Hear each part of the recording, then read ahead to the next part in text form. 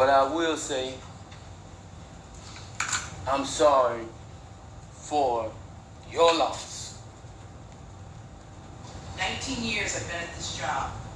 I've seen human beings killed at the hands of others in every way imaginable. You name it, I've seen it. Shootings, stabbings, drownings, suffocatings, blown apart by cars, some DUI manslaughter cases, horrible things. This is the worst case I have ever seen as far as the facts go.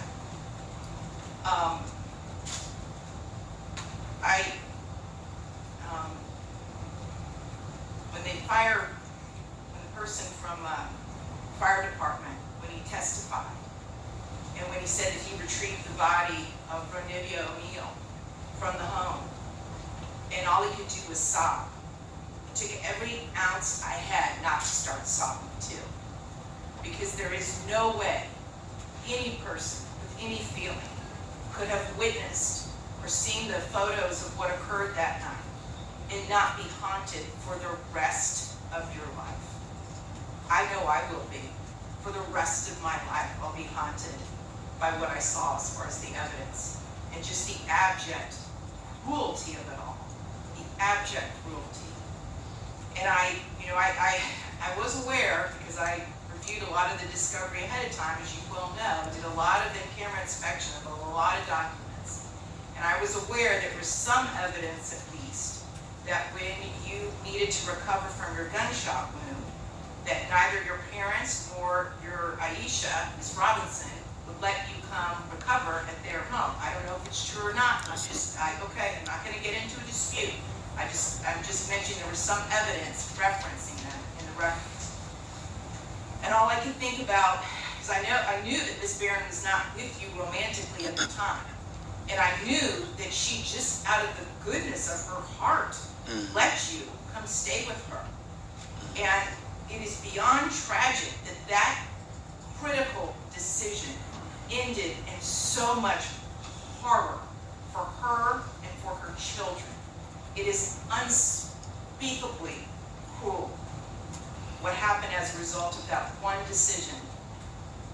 The way that Ms. Barron died was horrific, and that 911 call, which captured truly all of it. You heard, and everyone who's heard that 911 call heard a death scream. If anybody ever wants to know what it sounds like before a human being dies, knowing that their death is imminent, that's exactly what it is. That was a death scream. We're going to see if it's true. But what happened to little Ronivia and to little Ronnie, but I'm going to focus on Ronivia, because she was special. And you could tell Miss Barron had done everything she could to create a beautiful home for her family. I noticed that Ronivia's bedroom, before you set it on fire, you could tell she tried so hard to make her feel like a princess. Kenyatta did everything she could. And I noticed too in the kitchen, on the refrigerator, she put up magnets that said faith, love, family, hope. And then you know what else happened to that refrigerator during that night? It got splattered with blood all over it due to what happened. Little Ronivia, she couldn't scream, she couldn't run away. She witnessed what you did to her mother, as far as shooting her mother in the arm with the gunshot. She knew.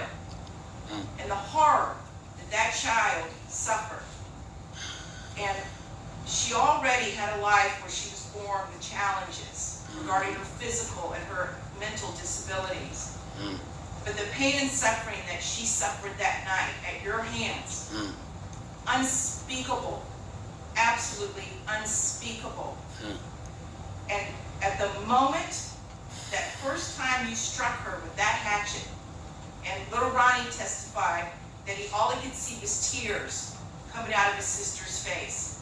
At that moment, that child knew. She knew she was being betrayed in the cruelest, most tragic, and sorrowful way that a child could ever be betrayed. She was being betrayed by her parent, the one person that should be there to protect their children and love them and keep them from harm. And that was the last thing that child felt before she passed on from this earth was your utter, cruel betrayal to her. And I read somewhere, and I don't know if it's true or not, I have no idea, but I read somewhere that souls pick their lives and that they know exactly how difficult their lives are going to be before they enter into this world. And I don't know if that's true or not, but if it is, Ronnie Oneal is one of the bravest souls I have ever come across in my 54 years on this planet. One of the bravest ever, ever, because she suffered so traumatically.